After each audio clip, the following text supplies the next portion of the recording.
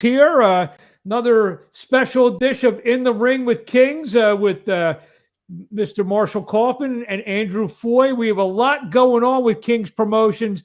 Just came off a big card in Philadelphia that we'll get to later. We haven't been on a while, so we had a terrific card in March that we want to get to as well. And obviously some big fights coming up on Showtime, and one gigantic fight that was announced, I believe, on Monday that we'll get to. We're going to have lots of special guests, Kalvin Henderson, Ra'eese Aleem, and I guess they're calling her the queen herself, Alicia Baumgardner. So we'll get to them in a minute. Marshall, I want you to kick us off here. Okay, well, it's great to be back on. It's been quite some time. But, Andrew and I talked about it at the show the other night, and I think it's due time, especially with what's happening over the next few weeks with the big fights coming up. And, of course, they're all big fights, whether it's a 4-round fight or a 12-round fight. But we have 3 of our guests are all fighting 12-round fights in the very near future. So I'm excited about that. It's a lot to talk about, and it's going to be a good night on the air here. So, Andrew, you want to just follow up with what Marshall said? Andrew. Yeah. I'm just unmuting my mic for you. Excited for that was number 249. Yeah. Excited for tonight's show. Excited for everything going on with Kings Boxing. It's always great to come off of really good club shows. I mean, it's still my favorite thing to do. So to have that, and then in addition to what's going on the national and international scene, this is the most exciting time, for me with Kings thus far in my history with the company. I mean, I think we got close to this prior to the pandemic, and of course things went haywire, and but I think we're fully, back in stride again, and really some awesome things ahead. I agree with you. Why don't we step back while we wait for our guests to come on? We'll start March 11th, Marshall, a tremendous show at the Wind Creek Casino in Bethlehem, PA. Great main event with Kynell Wheeler scoring a 73, I think it was about 73-second knockout. And I understand this is, I guess, somewhat breaking news that Kynell could be back in the ring in a big fight of his own coming up. Yes, he will be back in the ring next week in a 6-round fight on the PBC card on the undercard of Stephen Fulton. He's fighting, I believe, a 6-0 fighter from Uzbekistan. Kynell's been on a roll, on quite a roll. What's your thinking of that fight coming up? Well, Kai can really punch. I mean, I've seen some punchers in my days, as you know, with Kermit Cintron and Julian Gonzalez.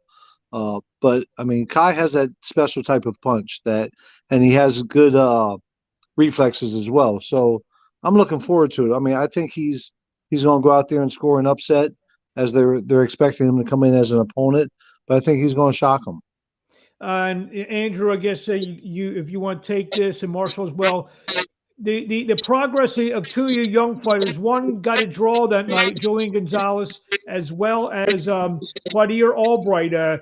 Both guys coming along very nicely. Marshall or Andrew, you want to take what you're seeing in those 2 young fighters?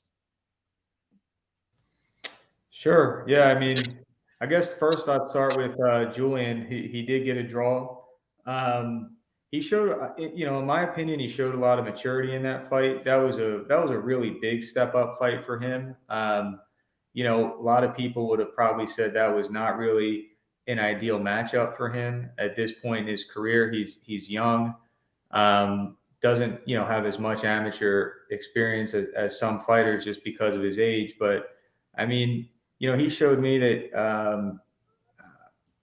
he can compete with very high level competition in that fight, and I feel very good about him going forward, because I think that fight was, competition is not going to get much more challenging than that, probably for the next, I would say, at least 7 to 10 fights. That was a really high quality fighter. And, he showed a lot in that draw. And then Quadir just continues to, in my opinion, be impressive. Every time we put him in a step up fight, he wins easily and in devastating fashion. And I think that, to me, I kind of felt that was probably how he was going to be to begin with. I did see him fight in the amateurs a few times and was always highly impressed with him. And I think he's somebody that could be a world champion or at least contend for a world title someday. I think that's still, years off, but sky, I think, is the limit for him. Real quickly, Marshall, before we get to your assessment, someone just popped on. Do you know who that was? Someone popped on and off. I think that was my special guest. Oh, well, whoever it was, I don't know why he ran away. So probably got scared of the camera. Look at that. Expound on what Andrew said. I guess a question you have Quadir who's blowing all these guys out quickly. Is it tough for you to kind of keep the reins back a little bit and not rush him? He's a young kid as well. Of course it's tough, Mark. But it's almost like we were in the same situation with Julian. Julian was 6-0 with 6 knockouts. And so I had to put him in because it got to the point where certain guys didn't want to fight him. And certain guys that I thought would be a growing experience for him, like the guy we had for him at Wind Creek, Serb didn't want to approve either. So those are, some of the battles and the challenges that we have in putting the fights together. So it was time to step him up. And I thought that based on the film I seen of the guy that he was fighting, that he had enough ability to beat the guy. And I still think that he does. Word was he got sick before the fight, got sick after the fight, went to the hospital. So said he was dehydrated. So, who knows? If we make the fight again, what type of Julian will come out on in that fight. But I think, like Andrew said, he showed a lot of maturity in that fight, and he's grown from it, and he's going to be so much better. With Quadir, same situation. It's going to be hard to find guys to fight him. I'm either going to have to overpay them or, fly him in from Brazil or wherever else, and hopefully Serb would approve them. So those are some of the challenges that I have in making these matches. Now we have now who do we have on here? Who just joined us? It's DJ Check for me. How you guys doing? Doing well. What's up, my man? How you doing?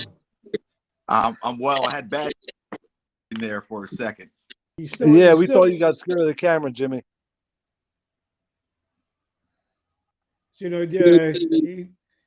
Jim's one of the newest addition to King's Promotions. He dabbles in a lot of capacities. The other night he did a good job doing the ring announcing. I don't know if you can hear. Can you hear us? All right, Jimmy, we're going to have to move on. He can't hear us. Has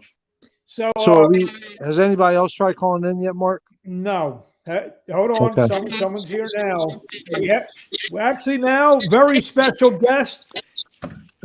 Sometime later this year, date to be announced, one of the biggest fights in the game. Ra'eese Aleem taking Kelly Mayer. Ra'eese, thank you for joining us tonight.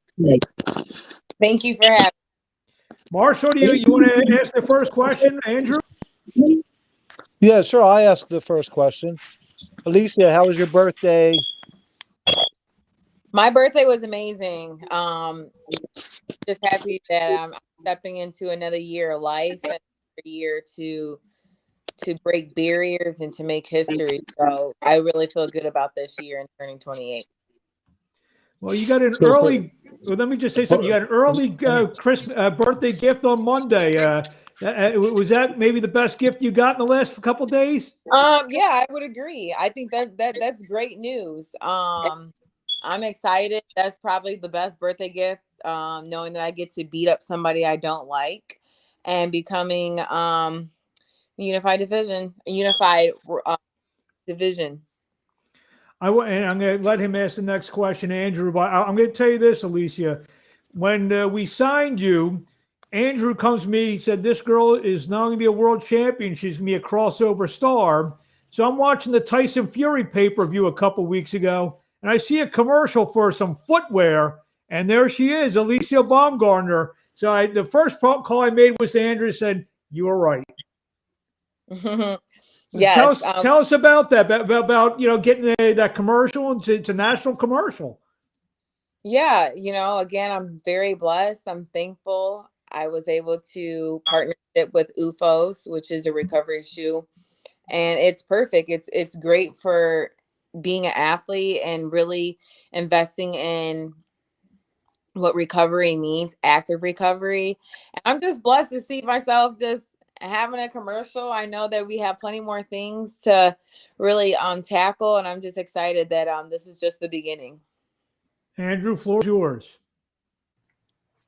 I just want to ask you a question, Mark, before I ask Alicia a question. Can you name for me one other professional boxer who's on a national commercial for anything that's not related to boxing? Alicia Baumgartner, the one and only. And we got Kalvin Henderson now just joining us on us.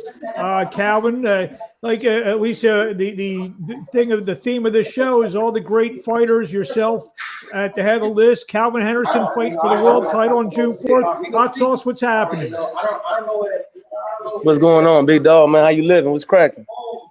Marshall, we got Marshall, we got Alicia Baumgartner, Andrew Foy with the whole gang on. Marshall, you want to say anything to Kalvin?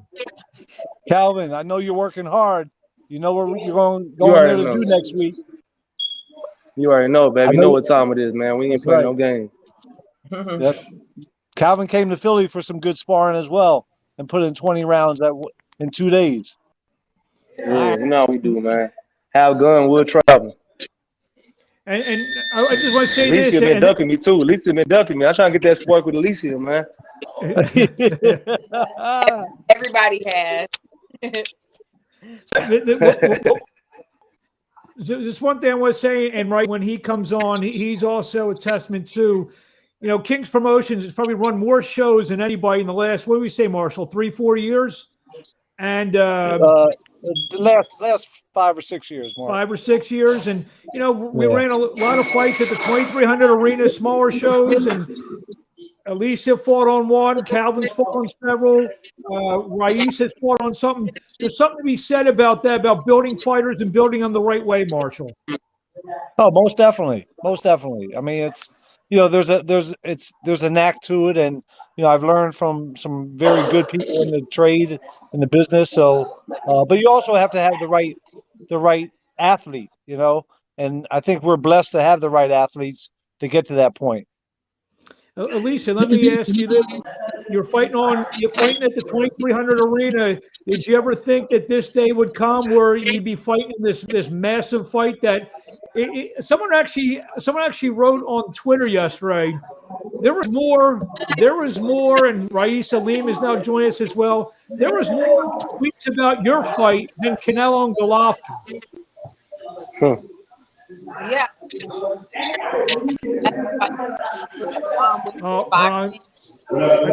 It's a big fight, period, right? So I'm just excited that I'm able to be a part of history. Yes, I did see myself being at this point in my life. It's just a matter of time. It was all about being patient. And again, just building. Boxing requires you to build. And I took the slowest route possible, but I'm thankful because I learned a lot along the way. I'm in this position perfectly at the right time. And there's just so much more to do. And we got some more questions for you in a couple minutes. I just want to bring in Ra'eese Aleem, who June the 18th, fight Mike Plania live on Showtime. Ra'eese, what's happening? Not a whole lot, just got back from training a little while ago. Marshall, open it up for Ra'eese. Ra'eese the Beast. This man has come through, has taken every challenge, and he's rose to the occasion. His last fight was the first time he hasn't stopped somebody in quite some time, but we're going to see that streak start all over again. and I know what he's capable of doing. I'm crazy excited about him, and he's going to be on Showtime fighting for the #1 spot for the WBO. So I know you're excited, right, Ra'eese? Oh, 100%. I'm excited. You know, I'm looking forward to the opportunity and just going out there and being me. You know, I just can't wait. Countdown mode. Back to Kalvin, I want to ask you the same question that I asked Elise, and I'm going to ask the same question to Ra'eese. We mentioned about Marshall and all the shows that he's put on, you know, quote, smaller shows at the 2300 Arena, off-Broadway shows, you want to call them. You fought the 2300 Arena, kind of got built there. Do you ever see yourself in the situation fighting for the world super middleweight title, you know, while you're, you know, fighting in front of 1,000, 1,200, 1,300 fans in Philadelphia? Yeah, for sure. Kind of like what Alicia says about timing, you know what I mean? Building and making sure that you built the right way and built for these occasions like this. You know, we went into hostile territory the first time with the 2300 against the hometown favorite, and that just adds more experience and more confidence into your repertoire, man, because you know you can do that at that level. It's the same thing at the bigger level, just different opponent, different name. But as far as dreams go, man, you always got to believe in yourself first, but anybody else believe in you. So we always knew we'd be in a position. It's all about timing, and here we are. It's our time right now. Same question, Ra'eese. You know, fighting in Philadelphia, you know, you got some great wins there, some great knockouts. Now, you're one fight away. These guys, Alicia and Kalvin, in their next fights, you're literally one fight away for fight for the world title. When you're, you know, fighting these fights in Philadelphia, did you ever think that was possible in these days and this day would come? Oh yeah, 100%. I knew it was possible. I'm just very, very grateful that Marshall gave me the opportunity to prove myself. You know, it took a lot for me to get that fight at the 2300 Arena, and I just took it and ran with it. And, you know, like Marshall said, I've stopped everybody up until my last fight who was in my way, you know, but fighting there, it felt great, earning some fans in Philly, you know, a great fight city. So, yeah, I'm just very grateful for that opportunity, and that got me to where I am now. Andrew, you want to, you know, you want to take the floor here? Sure. Yeah. I mean, Alicia is already a world champion, Mark. Just so we get that. I know. So But I'm saying the next, you know, championship fight. You know what I mean? Well, I did. I want to make sure, just so our audience knows as well. Terry, the most important thing is Terry Harper knows now, and Michaela Mayer is going to find out later this year. That's right. You know, before I ask maybe Alicia a question, I wanted to ask Ra'eese a question. You know, I don't interact with Ra'eese as much as Marshall does, but I follow him very closely. You know, and Ra'eese, how do you stop yourself from getting frustrated? Because I feel like you've kind of been in this position where you earned the #1 spot before. You kind of earned an interim world title. It feels to me like, you know, I'm biased, obviously, but boy, I think you should look at that fight. We all know I should have been had my title a few different times. I should have won the world title and defended it. But you know, boxing politics and people ducking and dodging, it just kind of is what it is. In the sport of boxing, you have to consistently prove yourself. You know, I have proved that I belong. I proved that I'm a champion, but I'm going to continue to do so until I get my shot. And, you know, it's like Kalvin was saying, and Alicia, it's all about timing. You know, it doesn't necessarily happen when you want it to. It happens when it's the right time. And once I get through Mike Plania, my time will be now. Alicia, I have actually a question for you. What advice would you give to Kalvin and then eventually Ra'eese, you know, fight for coming in as a challenger, fight for a world championship? I mean, my advice is, I mean, as they all know, you know, be confident in what you do, be confident in who you are, believe in yourself. I believe when you know what you're capable of, and if you really dig deep, you can accomplish so many things. You can surpass yourself mentally, knowing that, you know, you're the best. And no matter what, your path was set the way it was supposed to, you know, happen. So everything happens the way it's supposed to. So now we're all three in a position where we're still continue to grind and improve ourselves. So that never stops. And I guess my next question for Alicia is, and I think this is the $1 million question: how much are you enjoying Twitter these days? Man, that's an assignment right there, boy. Let me tell you. But it's great. It's great. It's building the fight. There's a lot of talking, but we know that the hands do the talking at the end of the day. So it's fun. It's a good laugh, but I'm ready to be in there. Marshall? Hey, look, I'm excited. I'm glad that everyone came on board. I'm really excited for to see how lives can be changed through the sport of boxing, and these three are going to be they're a prime example of it, and so it makes me feel good to be a part of their lives in this journey as well.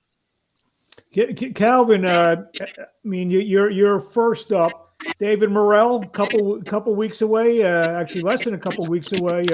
How are you feeling? And we're 10, 11 days out. How do you feel? Man, I feel like I'm supposed to feel right now in camp, man. Feeling tired, feeling drained, feeling ready to knock some shit loose. You know what I mean? But man, it's a great opportunity, like you guys been mentioning, man. And we fully aware what we getting into, and we're ready to shock the world. We know we coming in as the underdogs, but that's how boxing works, man. Like Alicia said, he's gonna do the talking come Saturday. I'm gonna put my hands on him, motherfucker. This past Saturday night, David Benavidez obviously fought and won on Showtime, and now he's saying he's either going to fight Plant, Morrell, or Jamal Charlo. You feel you're being a little not only disrespected by Morrell, but being disrespected by everyone in the super middleweight division, the boxing public? I'm gonna tell you right now, man. They don't know what they don't know. You know what I mean? That's their ignorance. But don't worry, June 4th, they're gonna see that the hot sauce is real, and that bitch is real spicy, man. Better bring your milk. That's a good one. Got Marshall, Andrew, anything?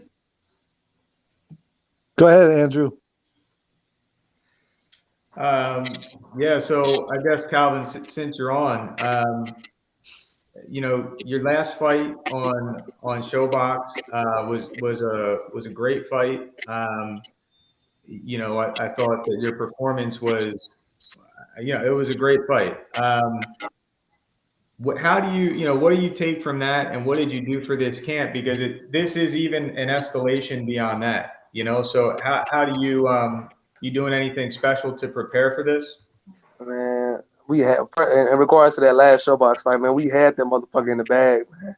And then something we can't control happening during the fight, but it showed my grittiness and my toughness, man, and fight and step forward and walk forward.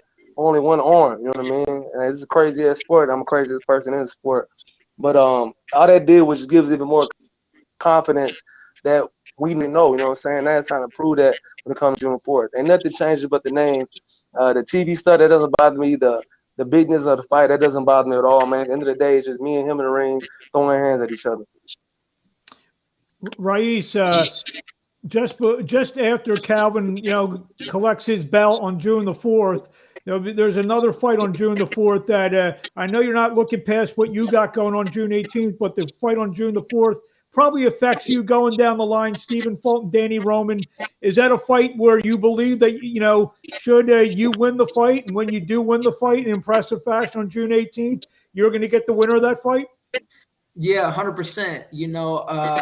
Like I was saying earlier, I was actually supposed to fight Rahman my last fight, and I was supposed to already fight Fulton, but it is what it is. They're fighting, so whoever comes out on top, I expect to fight probably before the end of the year, to win my first world title. But yeah, I'll be paying attention to that fight for sure. But I'm not looking past my opponent by no means. I got an extremely tough fight coming up, but I'm definitely gonna get past him.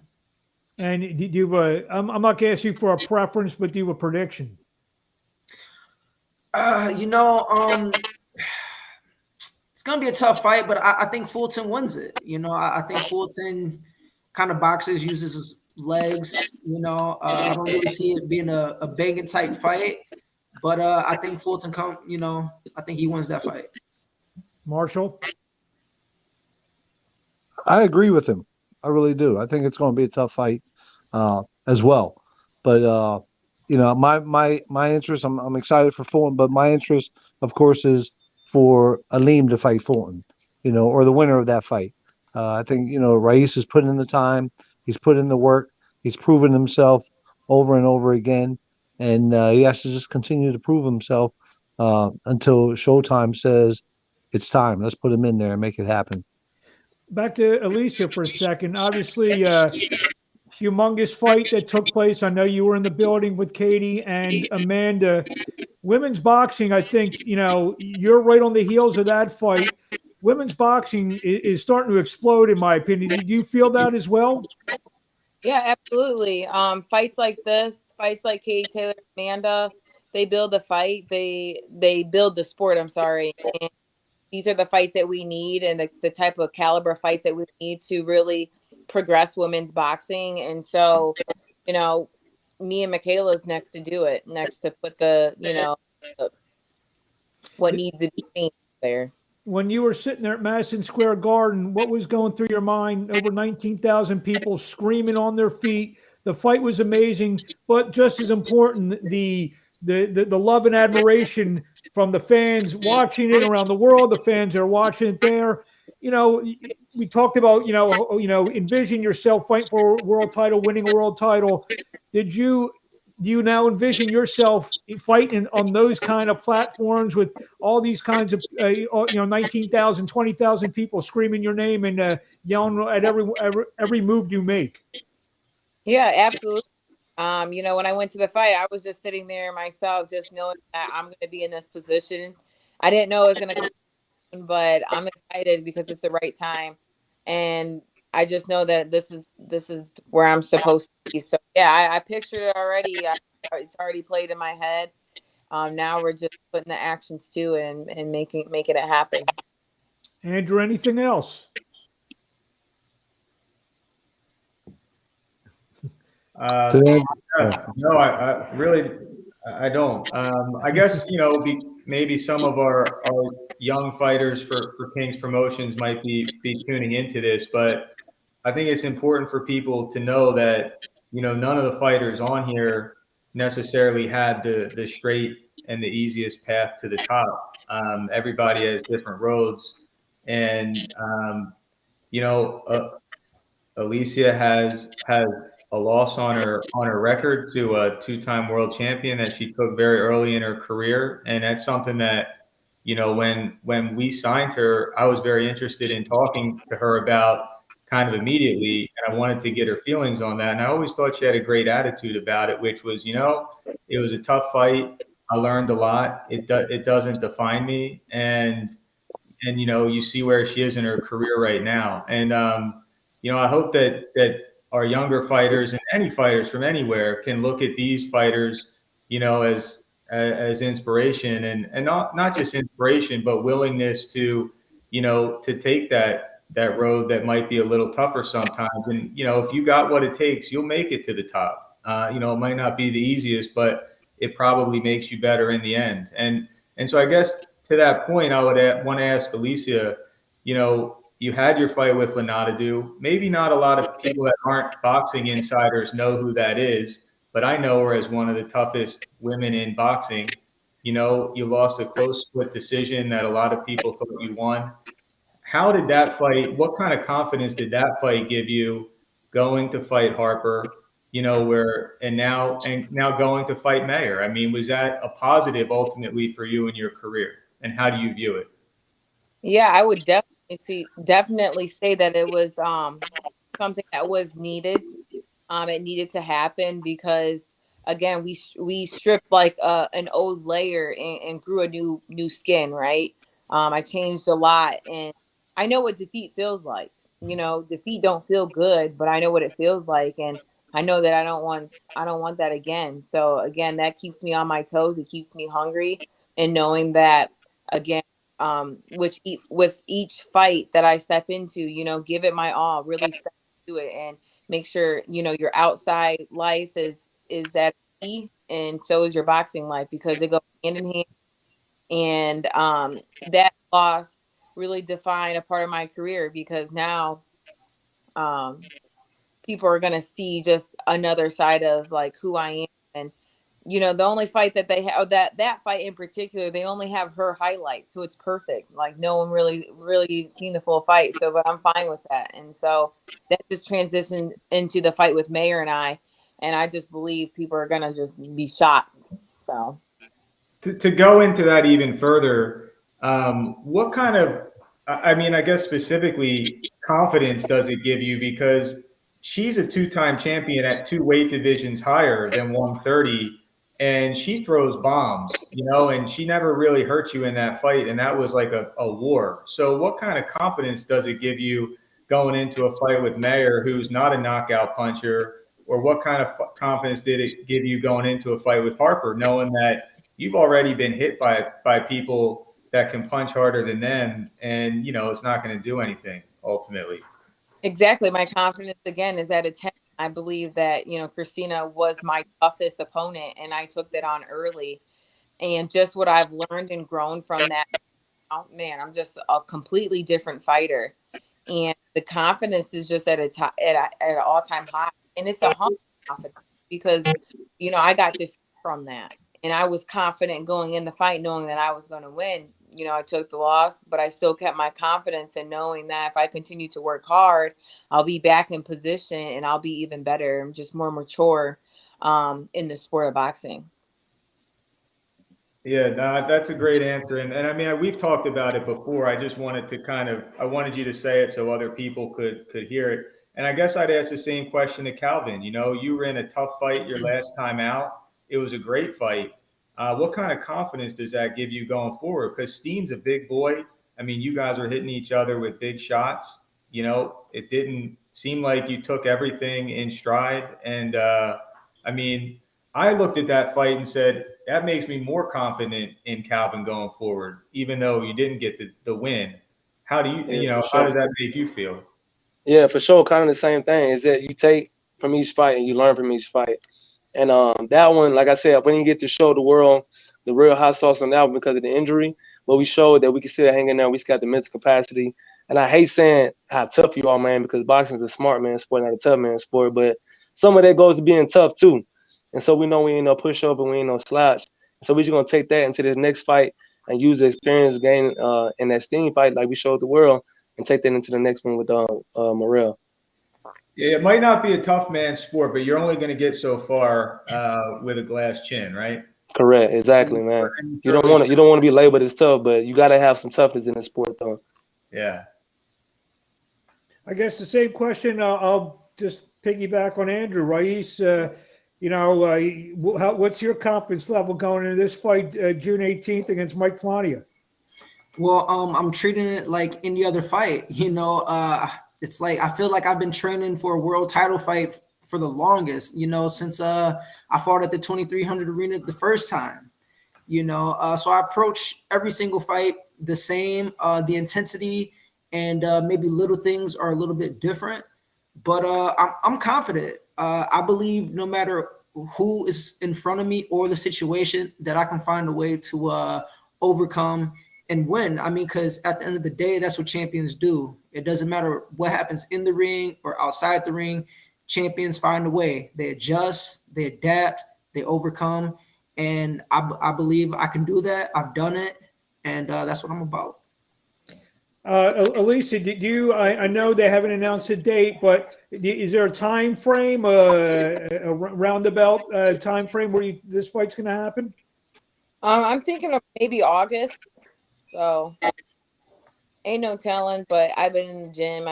I'm already 10 steps ahead. So I'm just waiting for the date so I can let everybody know because we're going to have a great crowd that's going to come out. Got a lot of people rooting for me and just people who want to see me win and beat Michaela. So hopefully we get something ASAP, but I'm thinking August time. So we got at least 2.5 months of good Twitter stuff to go on. Marshall, do you want to ask any final questions to our championship guest here? No, not really, Mark. I'm excited for them. They already know what to do. All three of them, and they spoke very well tonight. I'm excited for them, and they're going. Not only do they speak well, they fight well.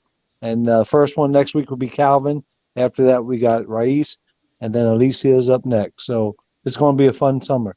So let's let each one. We'll start with Kalvin since he's up first.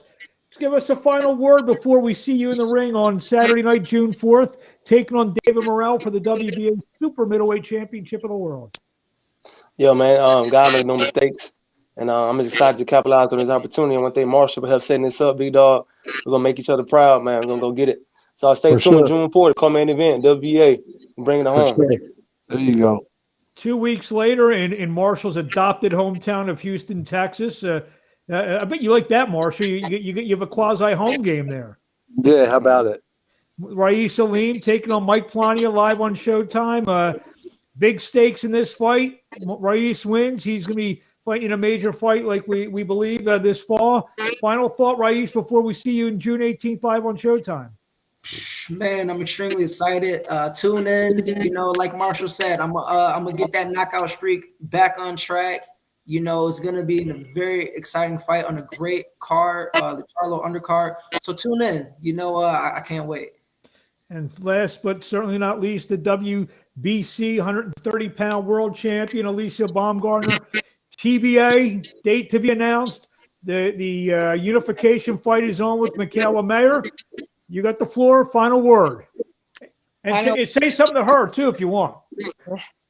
Listen, final word is, you know, make sure you come out and tune in to an awesome fight. This fight has been building and been brewing for quite some time.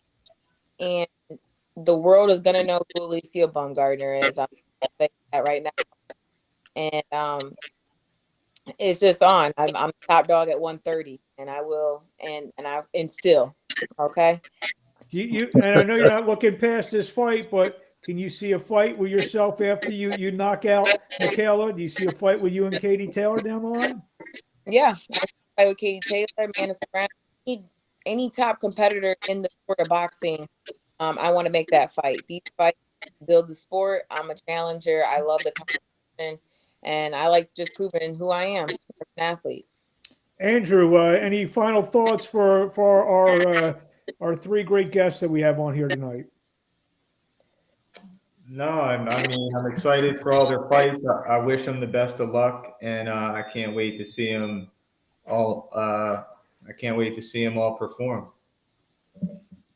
Marshall, I know I asked you. You want to see your great fighters? You want to see them off? Of course, you're darn right. Every one of them. No, I'm saying you're the one. You're the one to thank them for being here. See, Okay. This is host speak. Well, I thank each and every one of them for their performance, for their character and their integrity, and what they bring to the King's Promotions banner. Yes, thank you. Thank you, Marshall and Andrew. Stay on. We'll stay on for a couple more minutes to go over our fight card. You guys can stay on. We're just going to talk about the King Show from May 20th. So, but Alicia, Kalvin, or Ra'eese want to go? Yep. Good night. Good. Kalvin, go get some rest. You already know, baby. All right. All right, you got it. Thank you. All right, later on. All right, Ra'eese, later. See you, Alicia. Alicia left. Kalvin's. In fact, I'll kick them all out. So we just had a terrific fight card this past Friday night, guys. We mentioned Quadir, we mentioned Julian, and a couple of the other Kynell. The kid who's flying under the radar, who's not going to be on too many, not going to be flying under for much longer, is James Bernardine. Terrific performing night. Defeats Kenny Robles, wins the NBA America's Junior Welterweight Championship. He's now 7-0-1, and he showed a little bit. He's been knocking guys out. He showed a little bit more to his game on Friday night. Marshall, you want to take that? Yeah, hey, look, he's impressed me as well. When I first signed him, when Andrew and I talked about him, I just saw him as being a flat-footed plotter. Guys who moved on him gave him trouble, but he's learned, and he's learned to make adjustments through it as he's growing as a fighter. I still say his best performance to date was against Kevin Asmat, but he continues to grow. He really does, and he went into that fight that most people don't know about, that he went into that without his trainer. So that says a lot as well, without having the guy that you're used to that brought you along the way throughout the amateurs and the pros. So it says a lot about what he's done. So he's coming along very well. Andrew? Yeah, one of the things that's exciting about James is that he doesn't have a deep amateur pedigree, and he's one of these guys who is learning on the job. He's a little bit older, and I mean, James is a perfect person, to speak to when we're talking about, maybe having a bit of a tougher road, but he's learning. I think, I see different things in every fight. And I think he's very impressive. I think he has some raw attributes that are, that really can't be taught. And I think there's other things that he can still learn to make himself better. And the thing that's great about James and his whole team is that they've been very willing to work with us. Like he's accepted challenges that, I'll be honest, very few people would take. I mean, we don't really remember it now, but I mean, he was willing to fight Jeremy Cuevas, 6 months ago, 5 months ago, and he took that fight on a week or two notice when things fell out with the fight he was scheduled for, which was like, a 10 times easier fight than that. And it's just the kid's willing to fight. And when you're willing to do that, I think his potential in the sport's really high, because, he has that grit, that toughness, and that willingness. And there's a lot of people in the sport that don't have that. They just don't. Another fighter who's now 3-0, who won last Friday night, is a kid who's I think he's going to be in a lot of exciting fights as his journey goes on. That's Tanjay Teasley. He's 3-0. He's had 3 fights. Were all exciting while they lasted. The last fight Friday night, he kind of had to dig down deep a little bit in the 4th round to win that unanimous to win that decision. And he's a guy worth watching. Marshall? Yes, he is. He really is. He's and he's 3-0 in a matter of 3 months. But the thing about him is that he's not afraid of challenges as well. Just what Andrew talked about with Bernardin. We got him his first fight. It was a last-minute fight, which was back in March, and he fought a guy that was like 6'4" and weighing 147 pounds. Never seen him, never prepared for anything like that, and took care of business very quickly. And then once again, he was faced with a challenge in the second fight in April 29th against a guy that was a pro debut that had, double the amount of amateur experience he did, and was also a southpaw for the first time. And most guys that are just beginning, they don't even want to fight southpaws. And he took on the challenge and then ended up stopping the guy. And then this last fight, he fought a guy that had a big amateur background as well, and who was also a southpaw. And that's what made the fight very interesting. But he stepped up to the plate, and he did all the things that were necessary to win the fight. And he looks as though he has fun out there too, Mark. And that's really what I see different with him. You have anything on Tanjay Teasley, Andrew? Yeah, I would just say that everything Marshall said, I agree with. That last fight could have honestly been a ShoBox fight. I mean, that was such a high level fight, and that was such a good competitor that he faced. And I mean, that was just a tremendous fight to see 2 early career guys going at it like that. And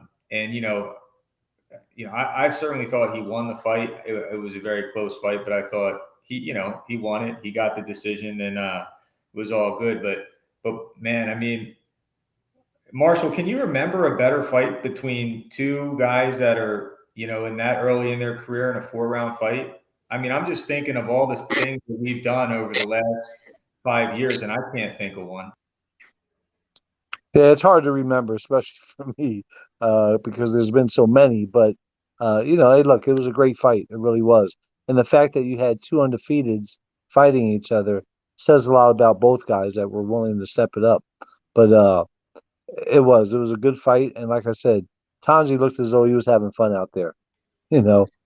And they went to war. I mean, they went to war. I mean, they were toe to toe for every second of every round of that fight.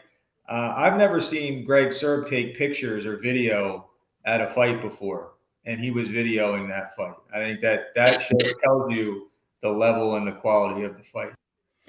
And finally, a guy I like to call is all reliable. James Martin got in there, won a 4-round decision over a tough kid from Poland. Guy Marshall, another guy not afraid, fought Milnicki, fought Joey Spencer. Is the plan now to get him another local fight, or are we going to throw him right back in there with a tough up and comer again? No, he's actually fighting June 4th.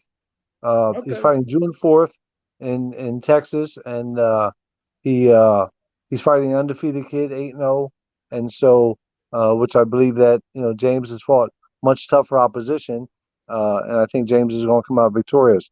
I love to see him at 47 instead of 54, but they just feel more comfortable at 54 right now. So, but the kid has skills. I just he went through a hard time by losing his father and whatnot, and but now he's back, and we'll see what he does come June 4th. Anything to follow up, Andrew? No, I would only say that I agree with Marshall. I'd like to see him back at 47. Ultimately, I think he'll have more success there. And Andrew, why don't you give your final thought before I give Marshall his final thoughts? And what we heard about all the title fights, everything, big Showtime. We discussed some of the young kids coming up. What just stir it all up for us, and what are your thoughts, everything going on with King's Promotions? So, I think I mentioned this at the beginning, but, this is the most excited I've been for things going on with King's Promotions since before the pandemic. I mean, we were really on a hot streak there, and, kind of the world got turned upside down on everybody. It seemed like for a time there that maybe things weren't going to work out as far as the boxing business went. But I feel like we're catching our stride again. The shows that we've put on this year, from the Showbox show in Florida to the show at the Wind Creek Casino, the shows at the 2300, I think they've been great. In particular, I don't enjoy every boxing show I'm at anymore. It's kind of one of the things that comes along with doing this as a business. Some of the enjoyment tends to be lost, but I enjoyed this show at Wind Creek Casino and this last show at 2300 more than I've enjoyed shows in person for a long time. I think we just have a great crop of young local fighters. And then what's going on with, our fighters on like Alicia, Ra'eese, Kalvin. I couldn't have really asked for a whole lot more, to be honest, when I joined this company, and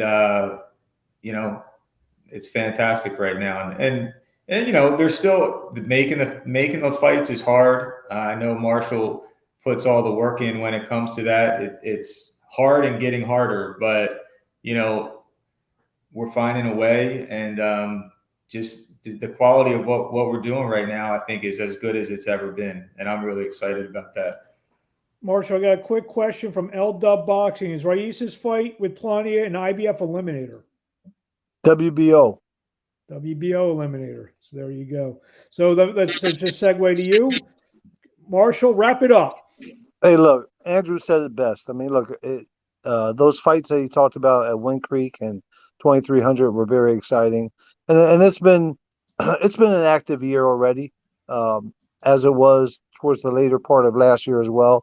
Knowing that we did the show box with Kalvin Henderson on in July, and then this year we had that show at the Caribe in Orlando, Florida, and then the shows at Wind Creek and 2300. Look, I mean, it's been fun, but I feel like we're at an all-time high right now from what we've been at in the past. Just the fact that we have a world champion fighting for unification fights in Alicia, which is very, very special. We have Kalvin, who's fighting for a world championship next week, which is very special. And then we have Ra'eese, who should have been fighting for a world title 6-7 months ago, 8 months ago. But like he said, he's being patient and he'll get his opportunity. And so it's an exciting time right now, Mark, for King's Promotions and what's going on. And, you know, we have these other young prospects coming up, and our job is to keep them busy and put them in position for them to make their TV debut, you know, whether it comes through Showbox or where it comes from, but or, you know, PBC of some sort, whatever it may be. But it's an exciting time for King's Promotions. It really is. I know you were working on a couple of dates. Are you at liberty to announce any dates yet?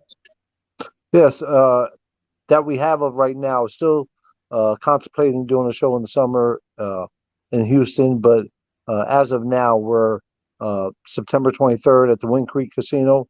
We'll be back there. Then we have October 1st at the 2300 Arena. And then I want to say it's November 19th back at the 2300 Arena as well. There you have it. It's going to be a busy summer, shaping up to be a busy fall, and very possibly a busy winter as well. King's Promotions. I want to thank Alicia Baumgartner, the WBC super featherweight champion, Kalvin Henderson, who'll be fighting for the WBA super middleweight title, and Ra'eese Aleem, who's fighting on June 18th, and he will be fighting for the 122-pound world championship later this year. Marshall, Andrew, thank you very much. Again, another fantastic show for us, and guess we'll talk to everyone soon. Oh, hold on. Say that. Sorry, Marshall, I had you on mute. What'd you say? I said, thanks, guys. Have a good night. Thank you. Thanks, Mark. Thank you. See ya.